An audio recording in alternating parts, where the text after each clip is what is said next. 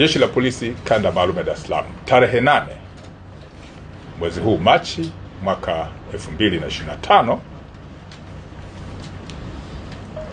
lilimkamata na baadaye alipojaribu kutoroka chini ya ulinzi na maofisa wa polisi kuchukua tahadhari zote za kumfanya asitoroke kwa kupiga risasi hewani, lakini mtuhumiwa huyu akakaidi. Alijeruhiwa kwa risasi kwenye paja na kwenye nyonga na baadaye kupelekwa kwenye hospitali kwa matibabu, huku hali yake ikiwa ni mbaya. Mtuhumiwa huyu aliyekamatwa kwa tuhuma za kumteka mtoto alifahamika kwa jina la Stanley Dismas Ulaya. Baadaye ilikuja kubainika ni mkazi wa kata ya Nguruka, wilaya ya Uvinza, ambayo ipo mkoani Kigoma. Mtuhumiwa huyu kabla ya kujeruhiwa akijaribu kutoroka chini ya ulinzi, anatuhumiwa kufanya tukio tarehe 6 mwezi Machi mwaka huu wa 2025, tukio la kumteka mtoto mdogo wa kiume mwenye umri wa miaka 7 ambaye anasoma katika shule ya msingi Mbezi iliyo katika wilaya ya Ubungo jijini Dar es Salaam.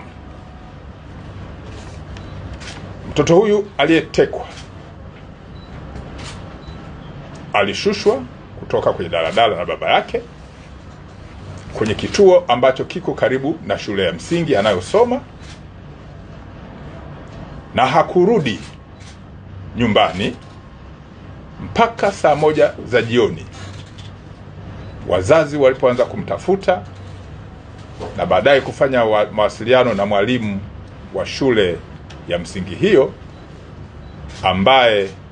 aliwapatia namba ambayo ilikuwa kwenye daftari, ambapo mtuhumiwa huyu alikuwa akiipiga akitaka namba ya wazazi, na baadaye kupata namba za wazazi na kuanza kutaka pesa kwa vitisho kutoka kwa wazazi, pesa nyingi, kwamba wasipotoa mtoto yule watamdhuru, ikiwa ni pamoja na kumpotezea maisha yake. Jeshi la Polisi kwa kutumia wataalamu wake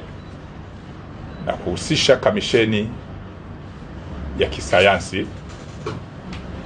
na intelijensia walifanikiwa kufuatilia, na tarehe 8 mwezi huu wa Machi mwaka 2025 mtuhumiwa huyu alikamatwa maeneo ya Bagamoyo akiwa na yule mtoto